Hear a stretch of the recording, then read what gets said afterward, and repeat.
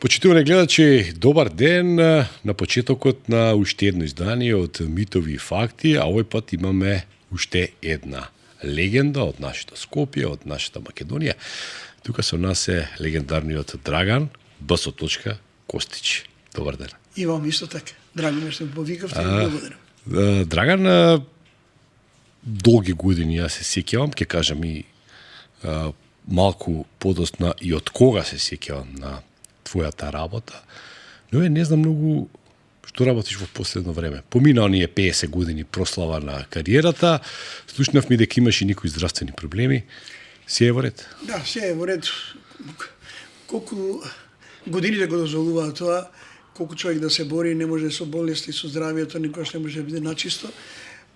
Толку колку што може, толку се оддржувам во смисла на ефективен човек, естрадно и приватно. Естрадно и приватно. Тоа се два различни поими. Многу интересен. Естрадата бара еден поинаков однос. Кога си на естрада, луѓето во оној миг кога настапуваш на неа, не ги интересира дали ти имаш домашни проблеми, дали ги имаш здравствени проблеми. Не, тие се дојдени да те видат, да те чујат, да те поздрават и тоа не ги интересира. А ти како човек паралелни два живота, оној на сцена и оној зад сцена, и двата ти се битни. Во некои години кои се попозни години, активностите се намалуваат не заради тоа што не можеш физички да ги издржиш. Ја не знам, во некои години навистина ми се чини да она што сум го направил и два човечки живота професионални се малку за она што јас сум го направил, јас се чудам како сум успевал, жртвувал семејството, знаеш. Не можеш да идеш на родендени на собствените деца да прославуваш собствени семејни прослави, ако имаш претходно закажани некаде настапи или снимања или други професионални обврски. Така да, како идат годините, така се намалуваат и тие обврски кои си сам себе си ги... Се се ужива во работите кои што се пропуштиле. Жалиш да пред се... Да. Има и професионални, за кои многу жалам, кои сум ги пропуштил, има и приватни за кои што професионалните ми ги невозможиле. Многу од родендените на децата не сум можел да бидам присутен. Отпосле подарокот е само обврска. Ако е даден подарокот за време на роден ден на дете, тоа е најблизо, нели од родителот, тоа е дар. Тој нема да го заборави до крај на животот. Вака, отпосле даден подарок не е тоа. Но веројатно моите дома сватија дека, особено жена ми, дека се впуштила во една врска во која што тоа се закономерностите. Апсолутно. Ако не ги почитува, не ме почитува и мене. Јас сум се решил за тоа.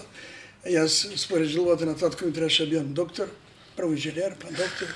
И кога дојде заврши прва година машински факултет тука пред крај, му рекол стари, не ме влече ова. За него тоа беше удар. Он не можеше на своите пријатели да им објасни. Синот е диџеј. Не диџеј.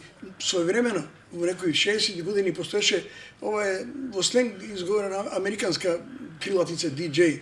Се имаат обичај да скратат, па понекогаш не ги разбираш што е што. Целиот диск џокеј беше? Диск џокеј. Да. Диск е плоча, џокеј јавач. Ја го паметам како така, да. Но американци го скрати тоа. диџеј. диџеј вред. Но како можеше да објасни на своите пријатели дека син му е диџеј? Многу од тие луѓе тоа време не знаева што е тоа. Да. Требаше да му објасни, ни татко ми не знаеш. Знаеш. Сакаше да пушташ музика, тоа е за него љубовта кон музиката била не само негова, туку и на мојот дедо. Јас некаде до 70-те години имав неверојатна колекција од дедо ми.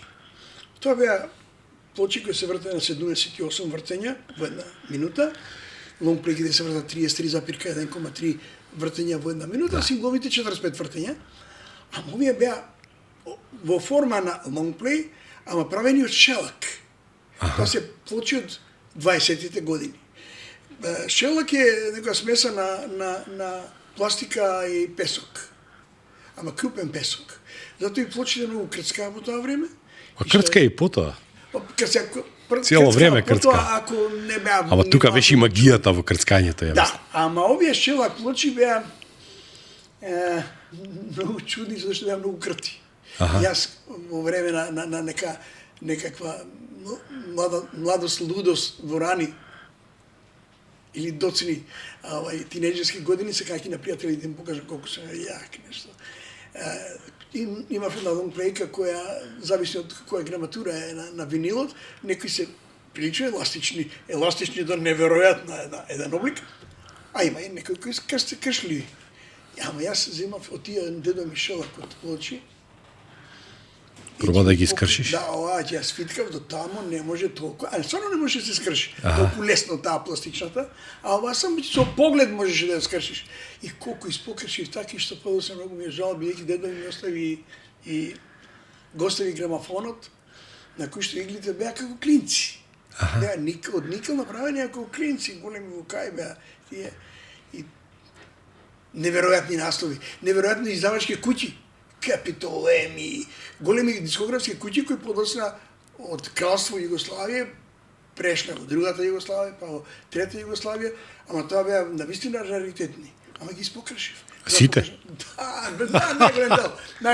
Ама сега негде прочитав дека имаш колекција од повеќе од, ако не се лажам, милион. Да, милион записи. На записи. Затоа што знаеш што денеска како минува времето, формата се менува, но записот останува.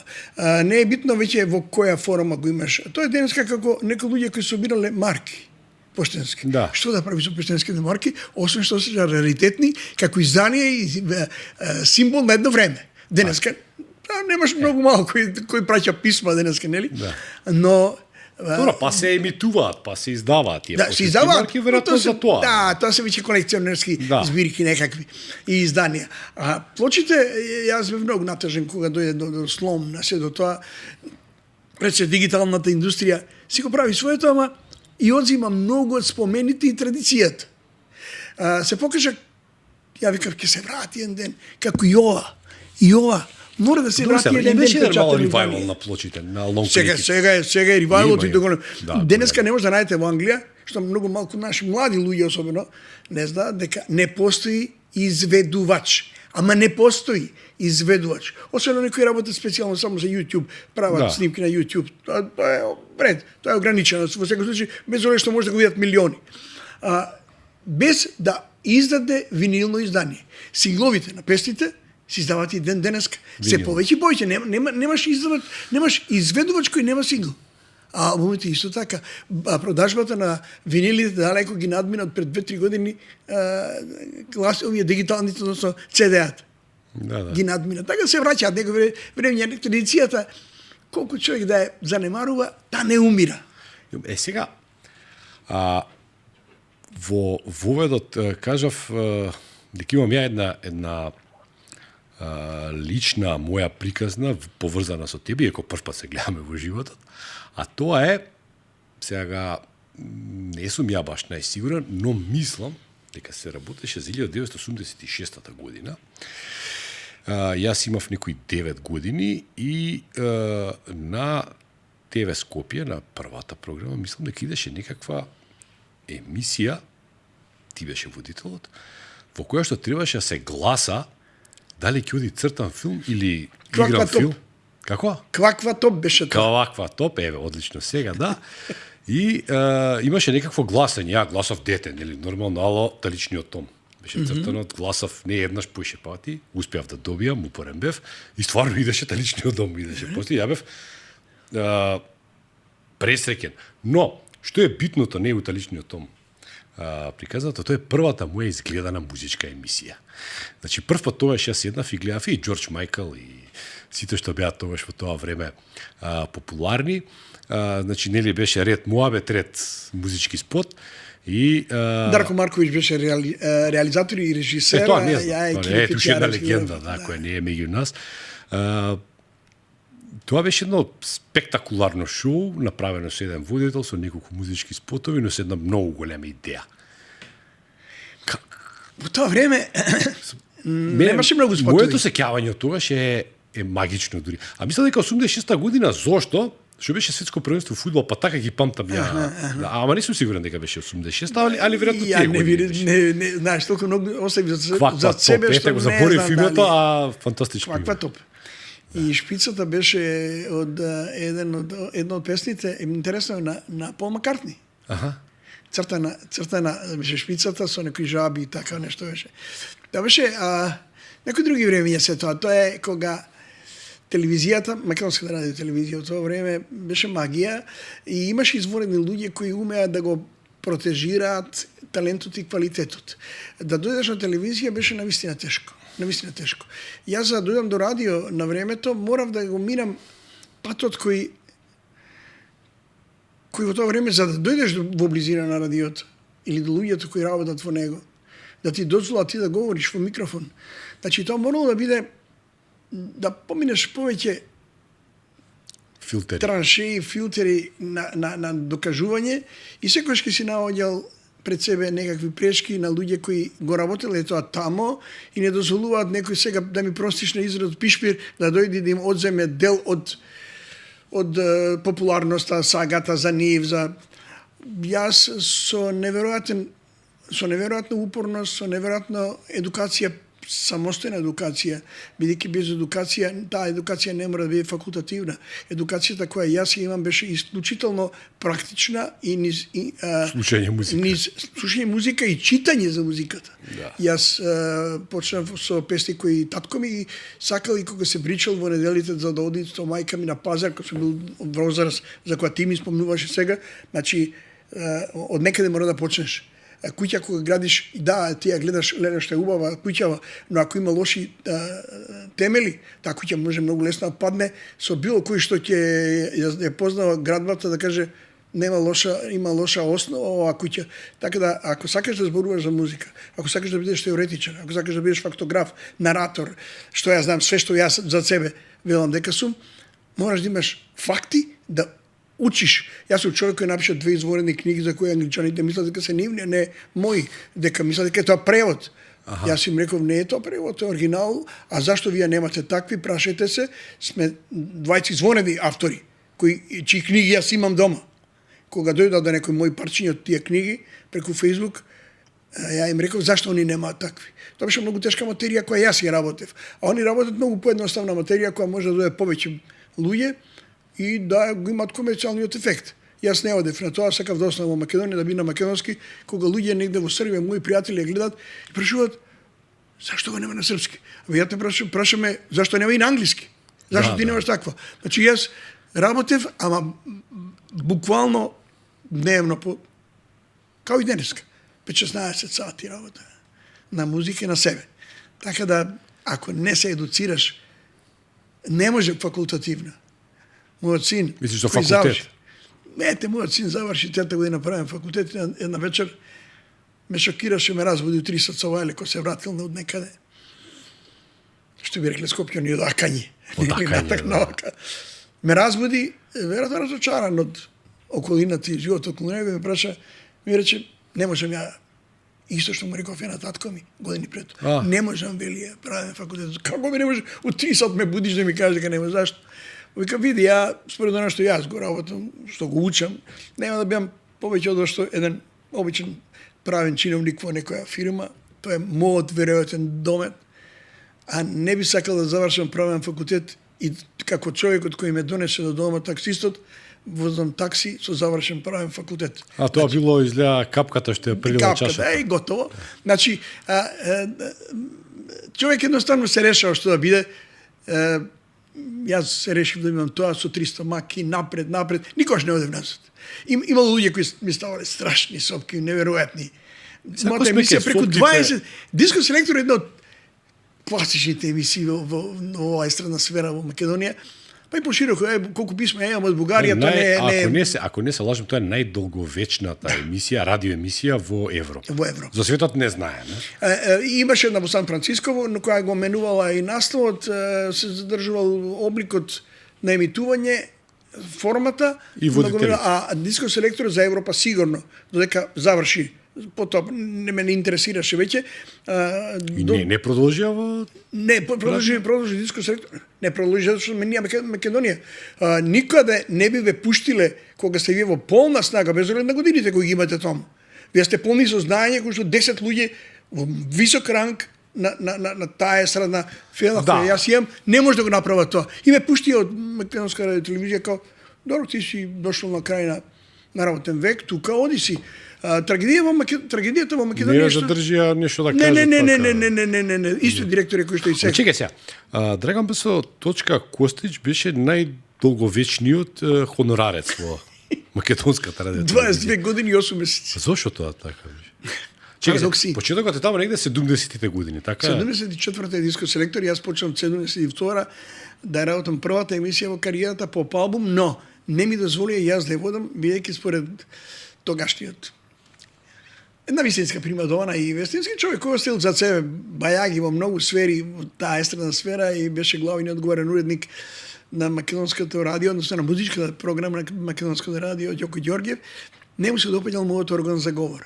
И затоа не ми дозволија да ја водам таа моја емисија поп албум и мораше да води некој друг кој го избра од тие таму кои работеа. Сега Ѓоко Ѓорѓев стварно беше легенда. Да, и го повика да работи Димитар Чемков. 74-та година јас сакам да им докажам, луѓе, грешите вие.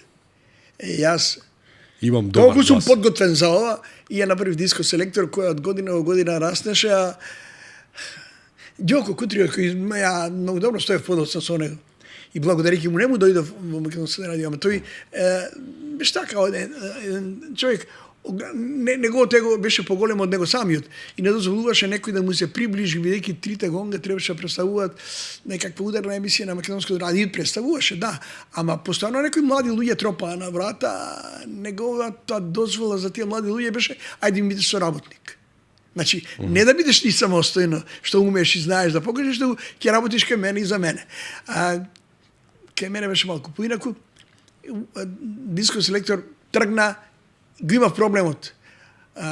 Не ме вработува, бидејќи немав соодветна музичка наобразба или било каква друга.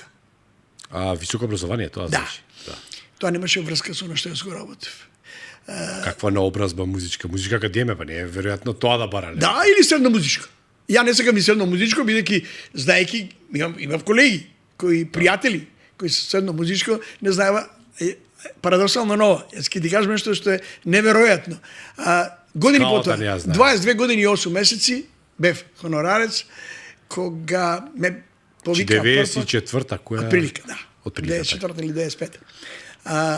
Тоа беше отприлика 2010-та пред 2000 и пред појавата на короната 2018. Да. И мене ме повика деканот на највисоката музичка Академија. и академија, музичка академија во Македонија ме повика да бидам професор на музичка академија, предмет историја на популарната музика. Човек кој 22 години и 8 месеци не го примава на работа, затоа што немаше така наобразно, сега предава во една таква институција. Беше трагично што таму имаше таа година, значи 2018, прилика, нели? Имаше, јас имав 54 студенти од таа првата година, кои запишале прва година, а другите професори, бидејќи тоа беа изборни предмети, имаа по тројца, четворица и лесно беше свири контра. И јас би сакал Драган Костич. А овој предмет имаше 54. Сите студенти доаѓаа тука, беше многу интересно, но и беше и трагично. Затоа што мои пријатели кои работат во оваа бранша, вика нема се разочараш кога ќе дојдеш таму. Со тоа што ќе се сретнеш. Јас на првиот час, сакајќи да го направам тоа да биде, јас целиот живот работам со млади луѓе и да почнем една основна франшиза која постои во историјата на популарната музика. Кои се Битлси? Ако знаеш од 54 луѓе, дали 10 луѓе дигнеа рака? Ајде да прашам, кого знаете од Битлси? Тројца, четворица. Тоа се луѓе од 18 до 19 години. Ти си шокиран од тоа што го гледаш, каде што, кога сватив дека навистина луѓе во не знаат. Не знаат. И викаш, добро, ајде, кога не знаете, Џон Ленон беше со тројца, четворица, кои знаат, Пол Маккартни, еден, двајца. Ти кажеш, ова е страшно, ајде, викам, добро, ја гледам дека ајде почнеме од поедноставна работа, ајде, гледам дека и девојки и машки, а беа пола-пола, имаше тука и од Косово, имаше двајца од Србија, имаше цела Македонија студенти. Викам, ајде, одиме на спорт, сите идете по облужувалници, ајде да видиме. Може ли така? Сите викаат, да, тоа е супер, да. Ајде за спорт ќе зборуваме. на музичка академија, на прв час историја и популарна музика, и ја викам, добро, знаете ли вие дека кој е најголемото засилување за оваа сезона од Челси? И сега тука има, добро, ај Челси не знаете, Арсенал. И пак двајца, тројца, и викам, Джордж Харисон, Джордж Харисон, да. И ти викаш, Драган, кај си отишол? Врати се назад, седи си зад микрофон, не го гледао, не сум јас виновен. Виновни се такви што немало повеќе лудаци како мене, да ги има повеќе. Пуштачна музика може да имаш секаде. Ние кога се раѓаме, умееме да зборуваме.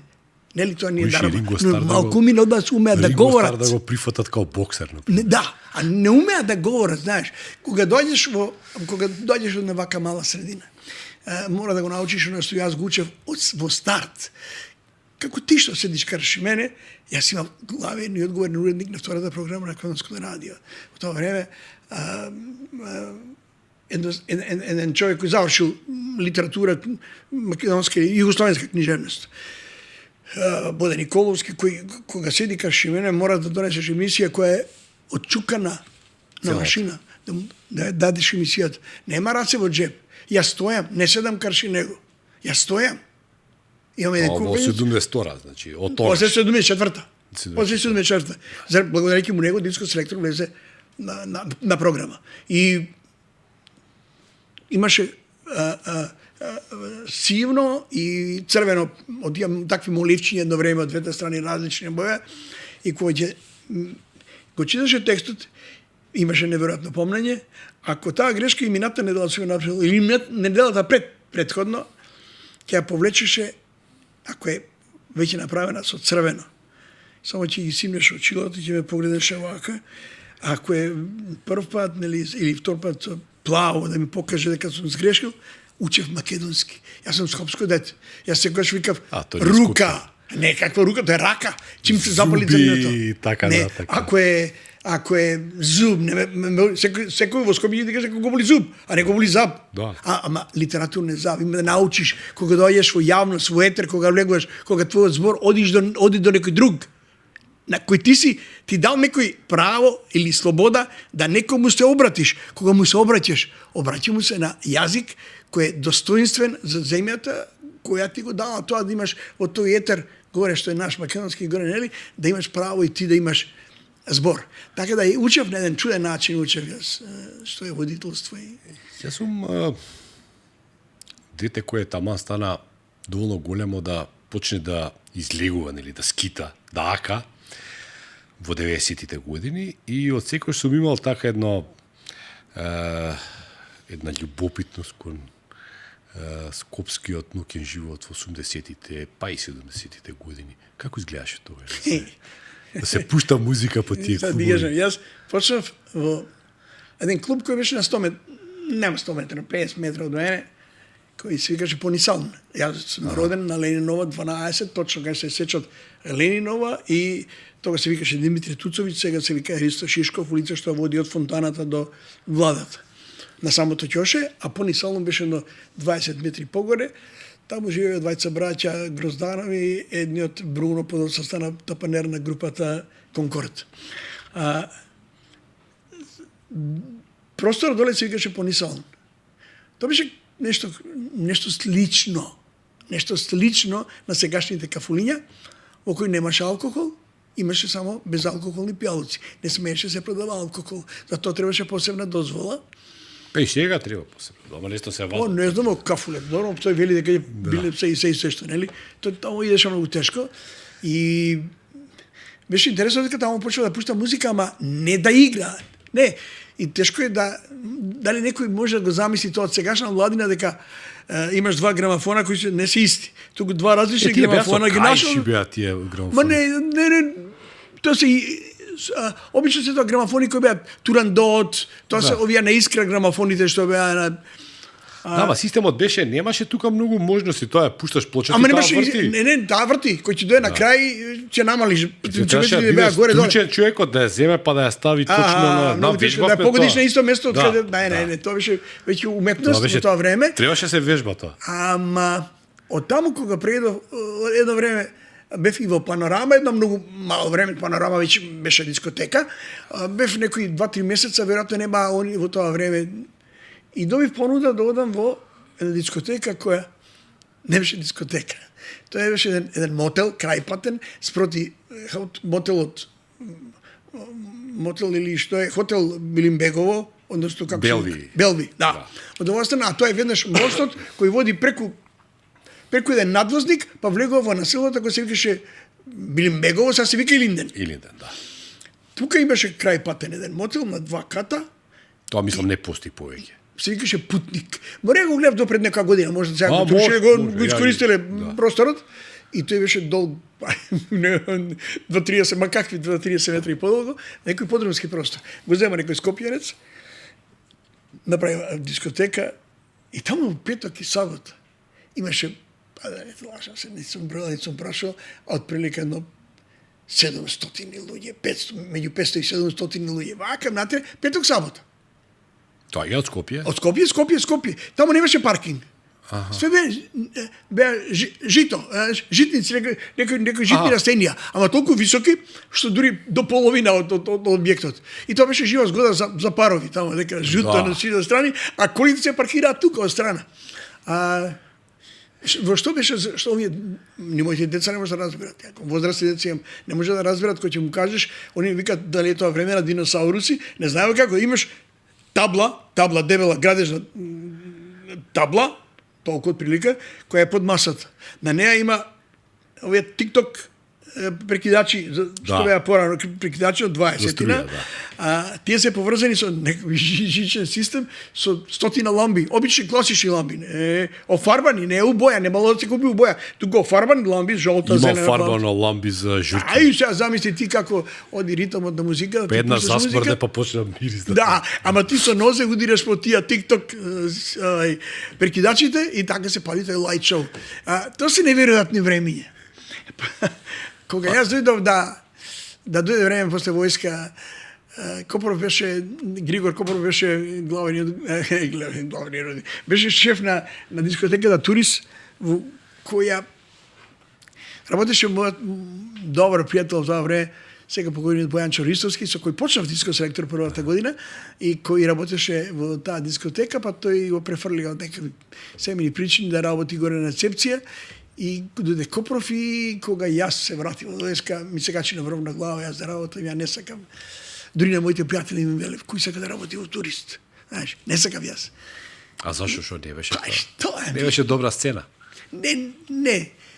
Тогаш ги немаше ни таверна, ги немаше ни огниште, Мусандра, во исто време отворена кога и Турист, 74-то, во исто време. На Мусандра беше правена да биде класична таква дискотека. Се што е правено во неја беше правено да биде дискотека. Ава беше шупа. А тоа дрвото се динот гипс. Никакво доле беше во. Тоа знаменаш монтката си ја го мачка со црна боја, мрсна, па монтката ми остана. Не, замислиш, внатре кога јас дојдов, бидејќи не беше сигурен дека ќе дојдам, го ангажираше доктор Врчаковски, кој исто така по музика, подоци имаше емисија со Урели.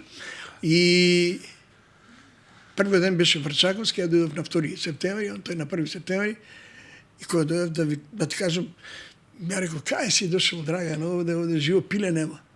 Центар, Маршал Титото, улица Македонија, живо пиле нема.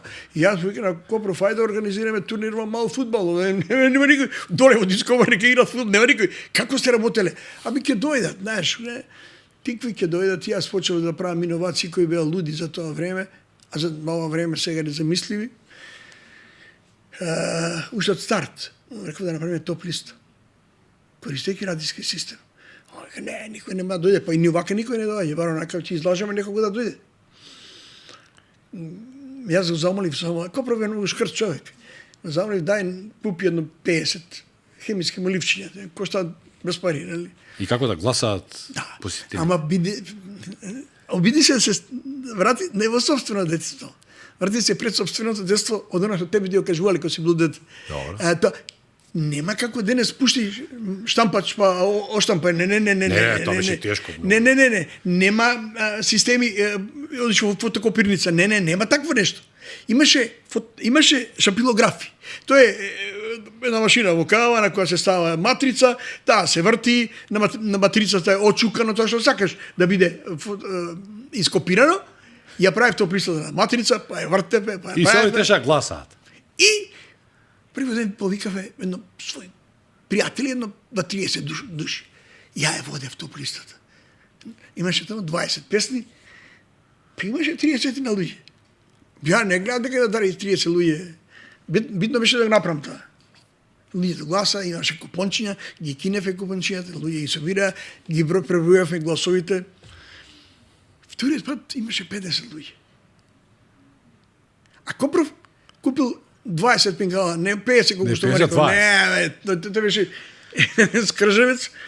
И после месец дена, неверојатно е, колку брзо тоа се ширеше. Ма имаше, да не те лажам, веќе 300-400 луѓе.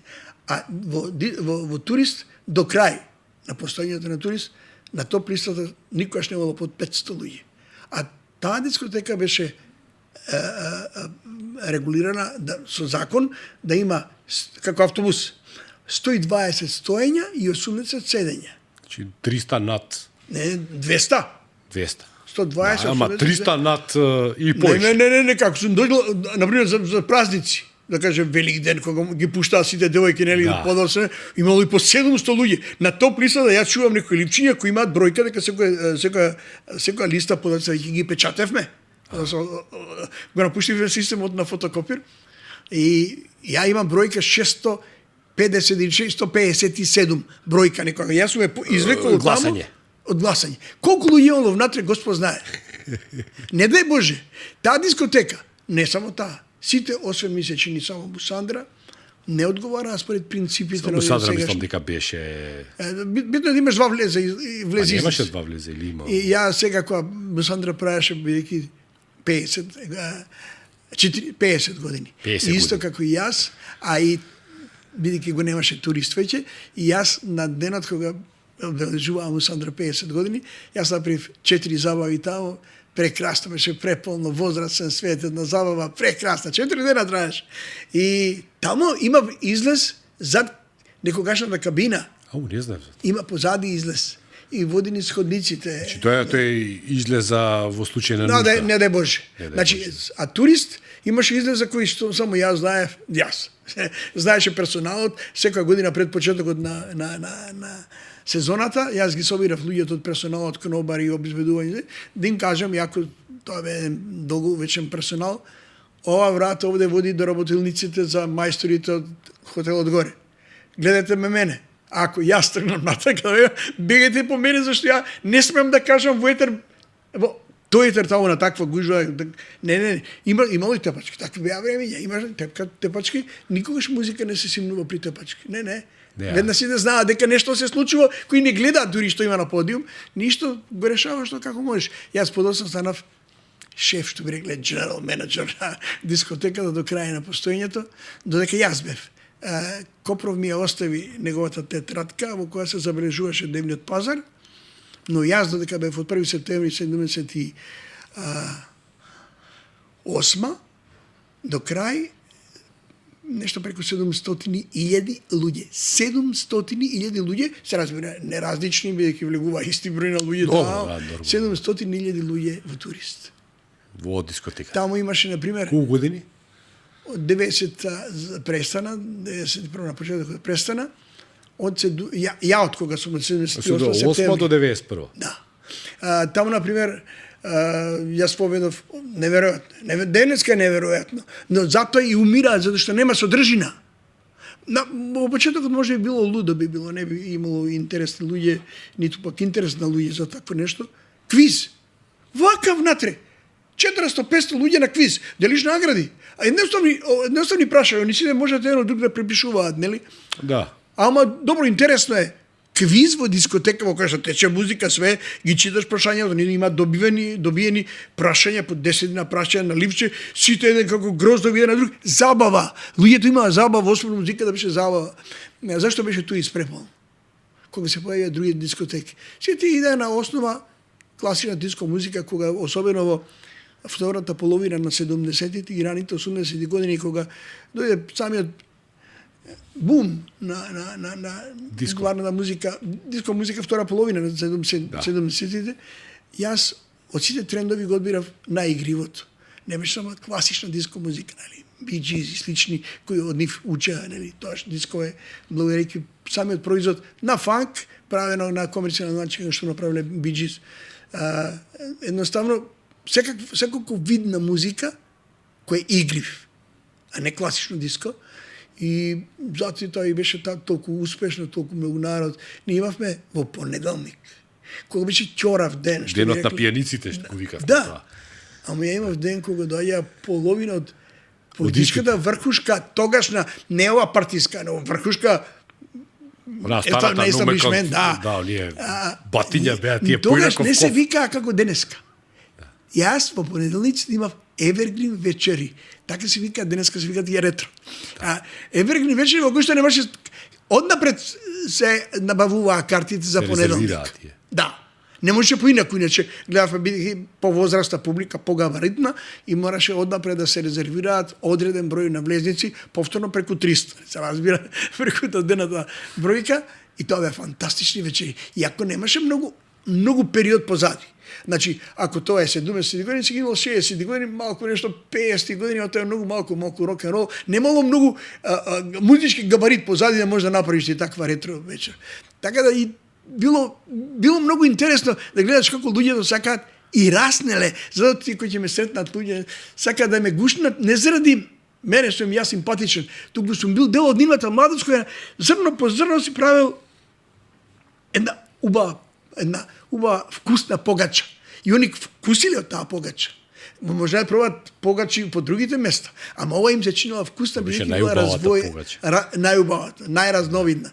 Така да тој период за Скопје, кога подоцна се развиваат други дискотеки, кога се отворија приватните, каде што истиот проблем го имавме како се отворија и приватните радија, каде што до вчера произведува луѓе кои продаваа банани по разни работев за многу тие бананџи кои после стана големи. Ја и векав луѓе ако сакате да отворите радио, купите си еден транзистор, отворете го и видите што има во него, што не малтретирате. Радиото не е джубокс, радиото е кутија која зборува и пушта музика. А како не може да го разберат? Затоа денеска ние немаме радио. Луѓето забораваат дека Америка има толкав број на радиостаници што е неверојатно и дека секогаш американскиот претседател во јавните обраќања кон јавност, значи кон американскиот народ го има првото обраќање на радио, а потоа следи телевизиско обраќање. Значи тоа ние го забраваме во Англија, македонското радио ја напушти основниот постулат за своето постоење да има секогаш од каде ќе црпи, каде ќе ги снабдува, каде ќе ги дуцира кадрите низ Македонија и од таму ќе црпи своји кадри, добрите биќе изучени за свој. Првото, најбрзо, најефтино информирање, нели, кое ќе допре до сите, бидејќи радио, сите може да... Ама ние ги уништивме локалните радиостаници. Као Централното радио веќе не ги финансираше, државата не ги финансираше и локални вестници, сето тоа изумре. Тој простор го завзема приватните радиостаници кои не ги интересира да известуваат својата средина. Тоа се джубокси, не се радиостаници, музика. А види денеска во време на Spotify, во време на YouTube, каде што јас сам ќе си изберам добра музика, ама не е исто кога пуштам диско селектори, кога самиот си пуштам. Кога пушташ музика. Да. Секогаш викаш, имаме добра песна, кој е овој? А нема кој да ти каже. Таа страна која за тоа задолжен. Ама ако не ја знам писма, како ќе си ја пуштам песмата на Spotify, имам и често си пуштам песми од тој период, втора половина на 70-ти, прва на 80-ти и овакво како се вика и си ги пуштам, ја не знам за друга некоја нова, како да ја дознам, ако нема кој да ми каже. Затоа едукатори и информатори мора да постојат. Радиото е затоа. Јас во своите најави дека јас сум едукатор, информатор, забавувач, наратор. Тоа мора да биде радио човекот. Кој ќе направиш 14.000 емисии, минимум. Од кои, речи си половина, ако не, тука некаде половина биле едночасовни, а половина двочасовни. Не бројки ги во тие двочасовни емисиите како Радио Урнебес, која траела 8 часа саботните, заради Радио Урнебо се станувало рано наутро да слушаш радио во 6 наутро. Ноќните програми на Македонското радио кои биле изворедни. Тоа се нешта кои јас сум ги работел во најголем број. Радио Урнебо, јас сум творецот. Емисија требаше се вика Викенд рандеву, па не ми дозволија. Не, Викенд рандеву се 2 странски збора. Кажеш, добро, универзален и рандеву и Кој е викенд. нашиот збор за викенд и за рандеву? Не знам, но постоеше уреднички колегиум за кој што ти не смеш да кажеш ниту збор. Јас само еднаш сум стоел пред тој уреднички колегиум и сум се чувствувал како осуденик не на Голи оток. На Голи оток можеби ќе си преживеел, ќе те врателе назад како престрелачки вод. Таму стоја уредничкиот колегиум на Македонското радио телевизија, биле представници од рангот вака: генерален директор, заменик на генерален директор, директор на телевизија, заменик на директорот на телевизија, главен и одговорен уредник на телевизија, заменикот на па сад радио. И истата таа форма, кој ќе собереш па уредници на програми, па заменици Ти треба да застанеш пред тие луѓе. Не, зашто јас сум викал дами и господа во најавата, останата најава, ама јас не одев, тоа дами и господа на крајот. Беше ladies and gentlemen, мадам за месија, 4-5 јазици, и ми викна на такво наримање да стануваш таму, ето на долга маса. Што на странски? Кој си ти? Ние, вика, ние во нашата крвава историја е вбележано дека сме се борале против капитализмот и покрај тоа, дами и господа, ние сме другарки и другари. Ти си млад човек, збунет си се, како да им објасниш? Ја викам, добро, ова е, викам, од филмот Кабаре. Тоа е најавна шпица каде што водителот во филмот Кабаре со Лајза Минели вели, дами, ladies and gentlemen, нели, најавата, ја извадив од таму, ја симнав од филмот. Не може. И ја викам, добро, јас во продолжение на најавата викам, пријателки и пријатели, како смееш ти каде ги двоиш луѓето на пријателки и пријатели? А другите ти се непријатели? Па викам, па добро, оној кој не ме слуша, значи не ми е пријател, нека не дека ми е непријател. Замисли на таква булумента луѓе, од кои половината имаат завршен некои леви факултети за кои не знам како дошле на такви позиции, и ти треба да им објасниш зошто на радио емисија има таква содржина, таква најава во која јас, на пример, од каде е тоа пријателки и пријатели? Тенки, дебели, високи, ницки, црни, бели, различни, исти, далечни, блиски. Тоа се ленонизми во литература, во поезија. Значи, спротивставена. Младиот старец гледаше во блиската далечина. Тоа е во поезијата постои. Користено е во 70 години Битлс и Ленон, пак ги нарекуваа ленонизми. И ти објаснуваш што, ама не вреди. Не вреди. Ти си само една безгласна буква, затоа можеби плурализмот овозможи да бидеш поширок, ама не постави канали по кои што таа слобода треба да се движи. Тоа беше некако ин да се биде слободен во тоа време, сега кога станавме слободни, така да се откажавме од слободата. Никој не го интересира тоа. Секоја слобода има кавез. Секоја слобода, дали ти го гледаш или не го гледаш, ако дојдеш до него ќе забележиш дека си во кавез. Значи секогаш мора да има ограничување на некои нешта и ти дали слобода до каде.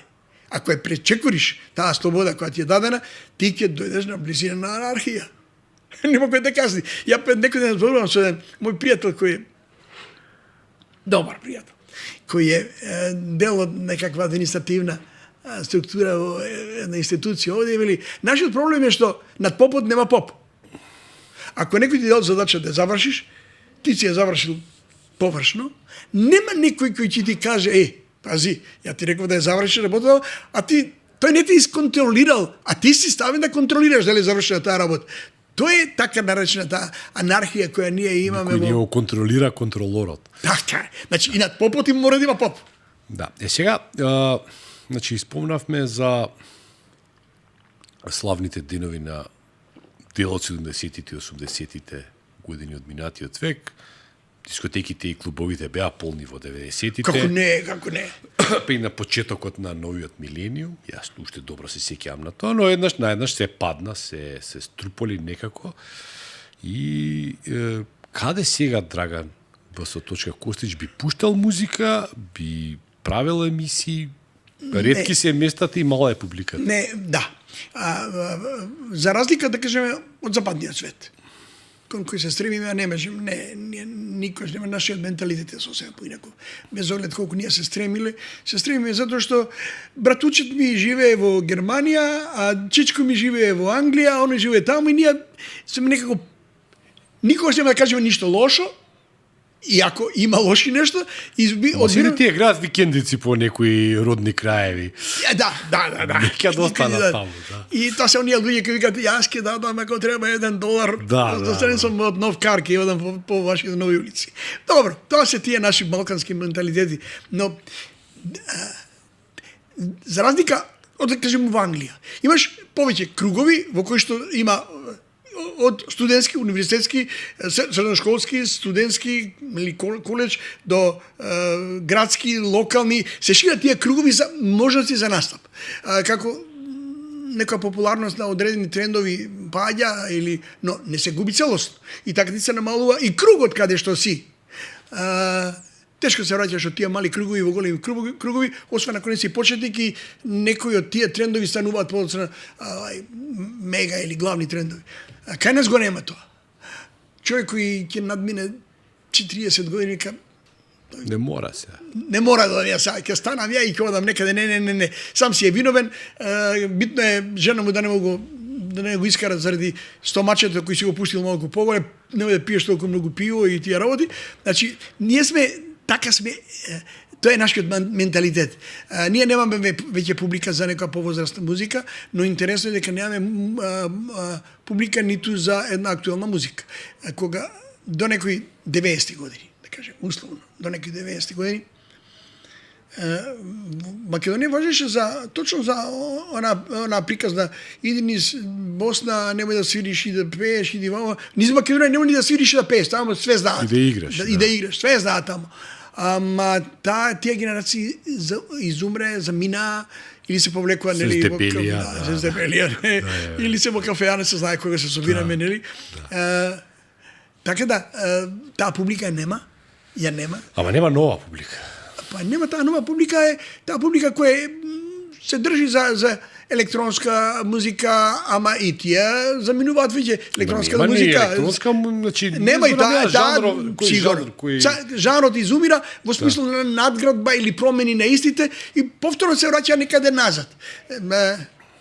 Ја имам неколку примери со син ми во расправи и му покажам дека тој одлични се овие нешто хаус, ајде да видиме кој е пејачот овој. И наоѓаме дека пејачот е од некоја стара соул група кој денеска пеа, не може да има популарност, бидејќи он е возрастен тип, не им за нешто такво, ама фантастичен глас. И овие кои прават хаус музика го саваат да ги отпее делниците кои се вокални тамо, со разни миксови, кои знае да пее, нели?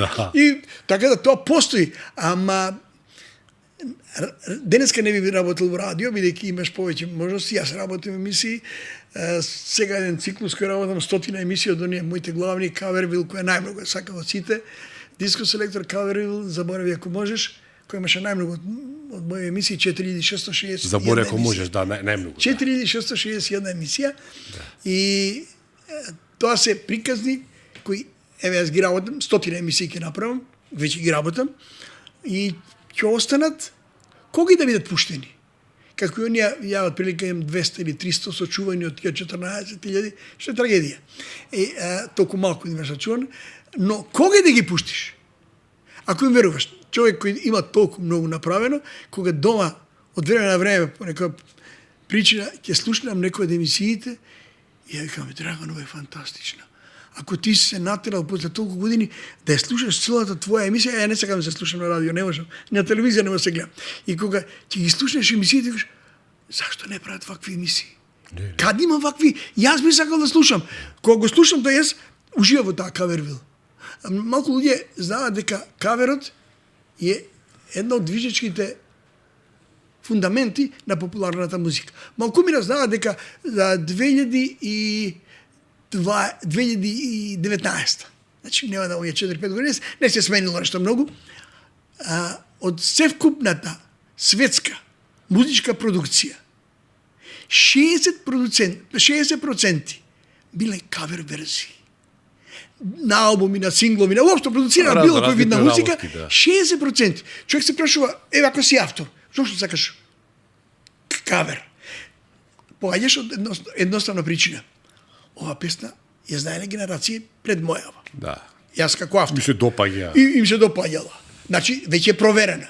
Јас ки дам нова боја, затоа сакам кавери, ки дам нова боја, моје видување на песната, на содржината, на сето тоа, и ќе пробам да ја направам, да ја ставам меѓу моите стари, нови песни.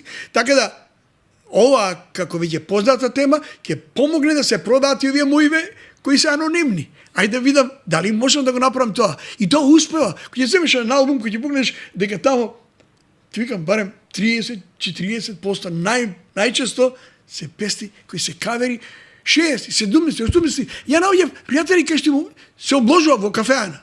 Аха. Дека од 10 они предложени песни, актуелни кои ќе ми дадат, ја за 3 ќе им кажам дека се постари од 40 години. И они ме се обложувале. И кој ќе им покажам, луѓе не веруваат дека некоја песна е стара и 100 години. Како е можно ова? Можно е.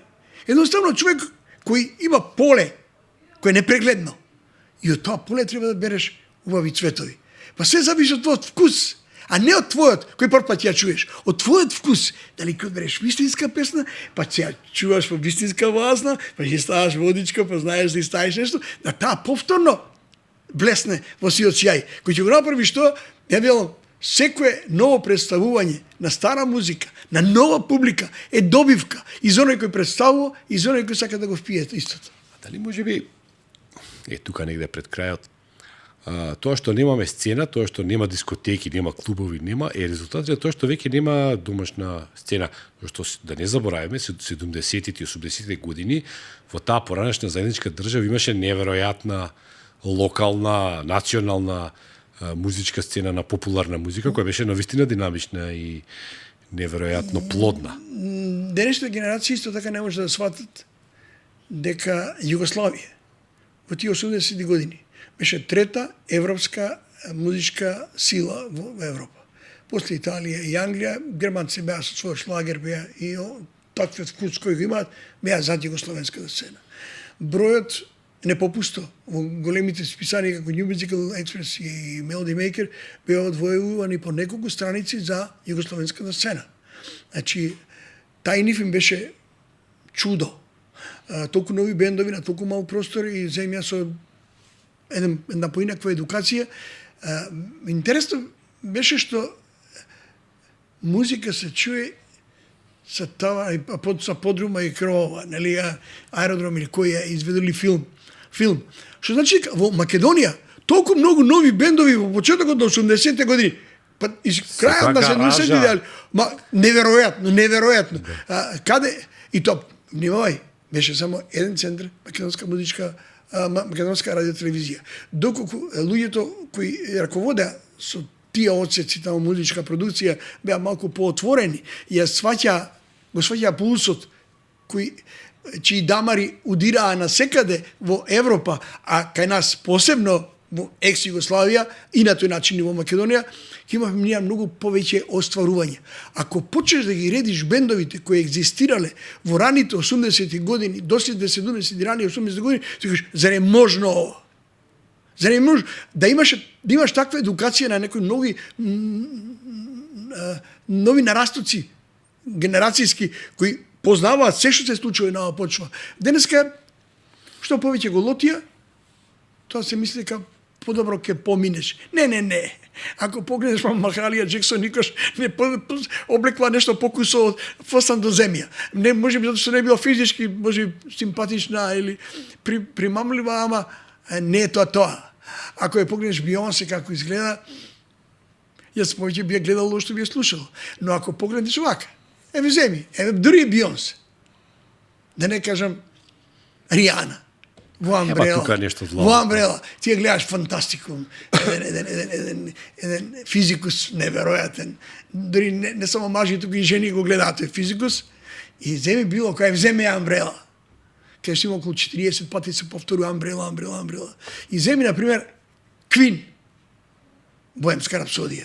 Потој би цела книга во песна. Имаш едно меме, многу јако вели, една песма од Бионс имаше 8 композитори, а Боемска рапсодија еден композитор, Фреди Меркјури, знаеш. И сега тоа спореди ги. Па спореди ги се генерациите сакли. Не се споредува. Не се споредува тоа. Ама како може да ова... И тука никој не беше убав и згоден, а беа нели феномени на сцената и на се, а овде се навистина убави и згодни овие, ама нема музика. Убавината е минлива категорија. Убавината е минлива категорија. Секој во македонската урбана митологија се велеше кога ќе дојде пролет. Е време за млади јаври, нели како головите ќе се појават на сцена девојчињата кои созреале зимото, нели 5-16 години, 17. Тоа е така исто и убавината ќе помине. Тачно. Ако немаш квалитет во себе, попуста ти убавината. Секогаш има нови поубави, секогаш. Да, така е. Значи, ова ќе го завршиме така некако разговоров без да дадеме некаква диагноза и зошто немаме ништо повеќе. Дали е тоа светски проблем или е наш проблем? Пошто еве, не ја бива ни Бионси затоа. Не ја бива готово, толку беше. Да. Ама не толку беше. Се појави нови Бионси кои се викаат со себе поинато. Добро, ама не ги ни запамтивме. Ние имаме што не е лошо. Што не е лошо ако почитуваш да си ја почитуваш сопствената традиција. Но ние немаме таков еден сегмент во сопственото образование. Србите и хрватите го имаат тоа. Они умеат да направат за некои своји големи личности од естрадата, да направат гламурозни големи концерти, кои што може да исполнат големи простори такви во своите средини. Хрватите, особено благодарејќи на своите дискографски куќи, каде што регистрираа се што е снимено во Хрватска, а и од бивша Југославија, Југотон, еден куп дискографски куќи има, можат да прават и да објавуваат, да издаваат дискографски остварувања. Кај нас тоа го немаше, Македонска радио телевизија, ние подготвивме едно издание. Ма не направи дискографска куќа никогаш тука. Не, имаше Македонска радио телевизија, првата плоча беше на меморија на македонски. Целосно на македонски беше првата плоча. Тоа е многу доцна. Подоцна, но Говориме сега за овој периодов од 70-ти, 80-ти, кога беше тоа... Јас сум сведок, затоа што работев во емисии кои беа блиску да сите тие збиднувања. Кај нас беше борбата кој ќе седне во фотелјата на дискографската куќа, кој ќе беше многу престижна како фотелја. И од таму тоа не беше повлече потегни, доведуваше до вакви ситуации. Ние, например, некој нешто, Бело дугме, беа пред некој ден преполно. Здравко Чолич. Здравко Чолич вчера. 3 концерта, нели? Здравко Чолич е менлива категорија во лик. Тој не е веќе ни убав, ни млад, ни се, ама... Сега изгледа како Ѓорđe Марјановиќ од пред 30 години. Исто изгледа. Ама далеко не може да видиш на телевизија, ако видиш ваков таков. Но старата слава, тој ја подгрева од време на време дозирано со понекоја нова песна, која не може да има популарноста на претходните. Денеска му се основа на сите концерти, му се песните до половина на 80-те години. После тоа веќе е се на бутни. Ако не иде повика го пријател, нели? Да. Не дека нема каде да ги пласира тој на новите концерти, ама новите концерти публиката не сака, публиката на овие концерти сегашни сака да ги чуе старите. Ја ќе ти кажам, може би добра завршница на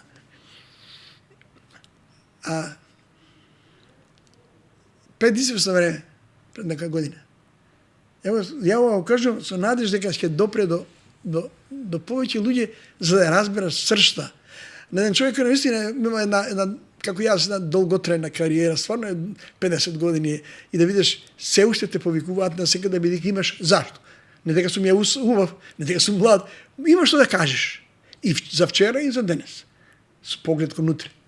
Една жена негде таму кај што е Министерството за правда, преку ден јас и жена ми поминуваме од оваа страна на улицата, поминува една жена покрај нас.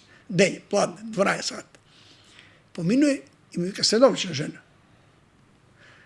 И ми вика, добар ден, господине Петар Пан.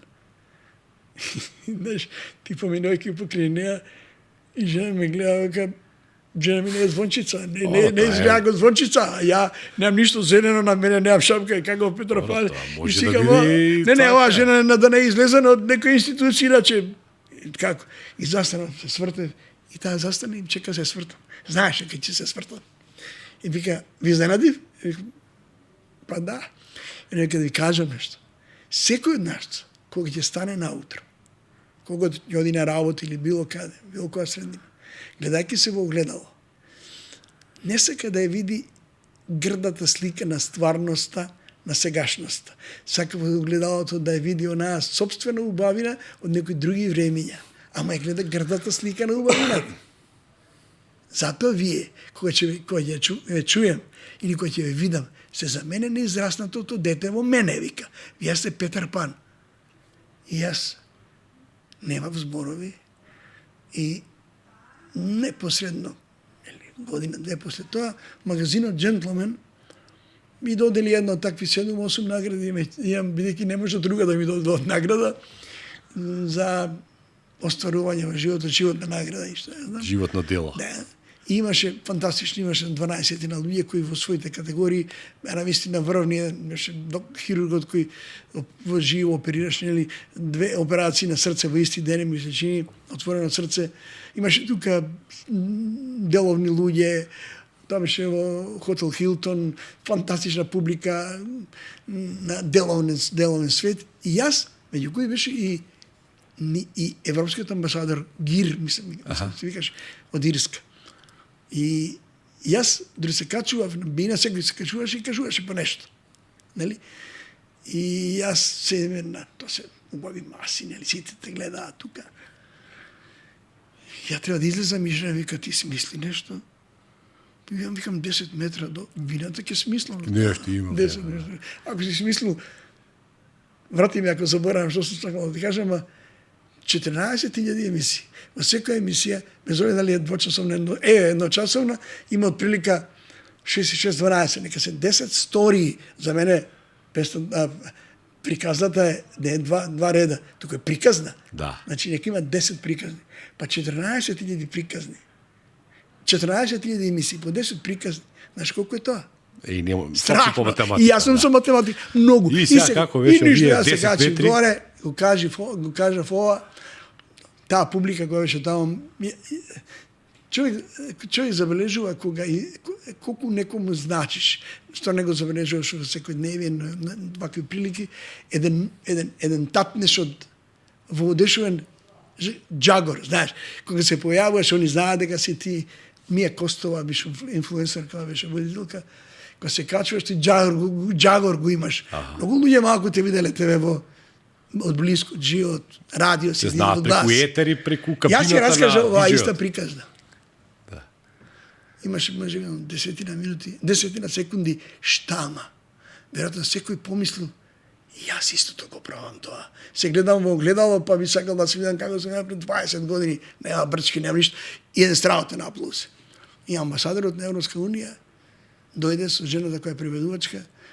И ако могат англиски доволно да говорам со него, праша дали сакам да преведам, таа ме праша дали сакам да преведува таа. И јас си реков да си оправдаш пред него својата работа денешна, видејќи ти преведувај му, да он види дека не те повел за џабе. Човекот се расплака. Сум го подсетил во све, она му преведувала, му раскажа што јас сум кажал. И тоа го потикнало на некои денови од младост. Колку пати ми се случило истото. Значи, моето постоење, јас сум го оправдал во тие 10 зборови за Петар Пан, за детството во секој од нас, дори сум јас жив, дори се движам, дори работам и сакам да го работам. Друга приказна е, во некоја друга пригода која ќе најдеш потреба да ме викнеш, да ти раскажам за трагедиите, зашто Македонија нема тоа што го има. Има соодветни луѓе, има соодветни творци кои може да создават и денеска, имаат, но институциите кои треба да ги поддржуваат, никогаш Да Винчи или било кој друг не би можел да настика ако немал мецени за себе. Од каде? Тој морал да живее, да јаде, да се храни, да може да се качува по плафони, да фарба, да молерисува, што би рекле. Нели? А денеска, јас сум одбиен од Министерството за култура на 2 пати од две министерки за песна за која што ми се чини, што се вели, кога ќе умрам со отворени очи, што не ми дозволиле да го направам, бидејќи за тоа треба средства.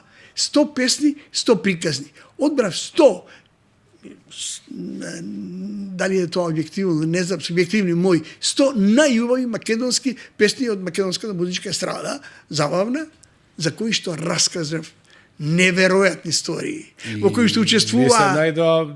Не, нешто се остави тие таквите. Не, пари Пите не се тапкаат, најдоа. Да. од најголемите. Туку Министерството, чувам образложението, отприлика. Немам доволно познавање за да можам да зборувам на ваква тема. Нема Да, и јас не знаев, на мои пријатели им го покажував, тие не веруваат дека тоа е Министерство за култура. Значи, јас во меѓувреме умреа неколку мина од таа листа, Вучич, Канго, умреа таа листа на луѓе кои создале песни, кои за одредени генерации, одреден период на времето оставиле впечаток. Ама ја направив едната која навистина кој ја чуеш, верувај ми, да ја гледаш и ослушаш сам. Таа ја ставив на интернет, еден бакнеш. Со Нина Спирова и Зоран Милосавлjević. Таква сторија да ја гледаш и кажеш сите клетви кои ги имаш за луѓето кои попречувале во развојот на некои луѓе кои имаат добри идеи, кои може да помогнат за наредните генерации, имаат и основа, да не каже некој, од време на диносаурусите, не, ова е време на диносауруси во секое време. Така е. Драган Б. Костич, ајде да доставиме овој разговор да биде за убави работи, а еве следниот пат во новата сезона на Митови факти, јас ветувам тука повторно ќе те поканам да збориме за тоа што не чини. Да, добро, останаа многу нешто кои може да се кажат. 14.000 емисии се многу, не сметајќи и телевизиските и тие не ги сметна воопшто. Емисија од вакво тип, како Б. кој имаше 50 изданија.